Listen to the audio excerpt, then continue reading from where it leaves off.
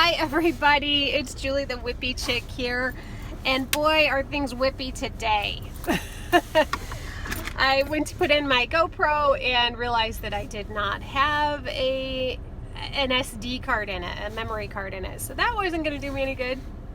So I've got my phone kind of rigged up to my rear view mirror with my mask elastics holding it to the mirror, so hey, as needs must, right? But it's been a while since I did a card chat, and I just kind of wanted to check in with everybody and see how everybody was doing. There were a lot of questions about the Chicklet Club, Crochet Club. I have been crazy occupied lately, and I really just feel like I bit off more than I could chew with the Chicklet Crochet Club, so I just haven't been able to do it. That might change in the future. Maybe in the future I'll, have a little bit more time to do what I want to do.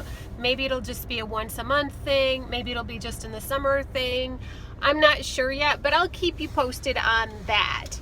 I did kind of want to tell you all the things I've been crocheting though, because hey, that's why we're here, right? So I brought my bag. I know it's a Halloween bag, but I use it all the time. That's how we are with project bags, right? Okay, so, this stuff is so cold. It's been in my car, and it's freezing out. It's 15 degrees right now, Fahrenheit. And I know my Canadian friends will say, that's not that cold. Well, for me, it's cold. Anyway, everything in my car is really cold. So I got this fabulous yarn from my friend Melanie, not Melissa, my friend Melanie, Mel from Hook to the Left. She saw these bright colors and she knew that I would love them. So I made this cute little scarf shawl thing. It's purely decorative. Obviously this is not going to really keep you warm, but I love the colors. So this is something that I've been working on. It was actually a pretty quick make. Mesh stitches usually go really fast. And that is just a mesh stitch triangle shawl scarf thing. Oh, I also finished my ocean blanket, and I'm going to put some pictures in, so I might disappear from the screen for a minute. That was so much fun. I loved making it. You see a lot of these blankets on Pinterest. And so I didn't follow anybody's pattern. I could just tell they used the ripple stitch, so I used the ripple stitch and did the colors and the length and width and everything on my own. So I didn't follow a pattern, but it was inspired by a pattern. Does that make sense? So I loved doing that. That was for a friend who she's actually a coworker of my husband. I've only met her once. But she's just the kindest lady, and she's battling breast cancer right now, so this blanket was for her. I've donated some other blankets, and she has taken them to the treatment center, and I wanted her to have one that was made special for her because she's such a sweet person. So when my husband asked her, what are your favorite colors, my wife wants to know, and she said teals and blues, the color of the ocean. So I was like, oh, I'm gonna make her one of those ocean blankets because I love them. So I did. I made her an ocean blanket, and she said that that's gonna be her therapy blanket, the one that she cuddles up with when she's having therapy. So I was so excited to finish that one, and the ripple stitch goes really fast, so if you guys are looking for, a go-to Afghan stitch, that's a great one. I loved it. I'm working on another blanket right now, and this one is for my son, and it uses great big squares. I mean, like big squares. I am using a tutorial by Fiber Spider. I know that he kind of took another person's pattern with their permission, and it was a shawl, and he was able to turn it into squares for a blanket. I think he also has a blanket with strips maybe, and also a continuously growing square. But anyway, it's really cool. It's called the Lost Souls blanket, and my son loves Halloween. He's always loved Halloween, and so I thought this would be perfect for him. When I showed it to him, he was like, "Why don't you ever crochet anything like that, Mom?" And I'm like, "Well, I'm gonna make one just for you." So I have finished 3 squares so far. No, 4 squares. I've finished 2 black ones and 2 white ones. There's going to be 6 of each altogether, so there's going to be a total of 12 squares, and then I'm going to join the squares using the continuous join with red. So it's going to be white and black squares with red trim. So this is what one of the squares looks like, and I think you can see those skulls. Aren't they spooky? And yes, that is an end dangling in the back there. I have not trimmed my ends yet. So, ooh, look, I can look through the skull.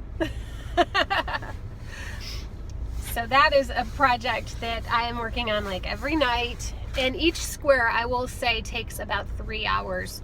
So this is going to be one of my bigger projects.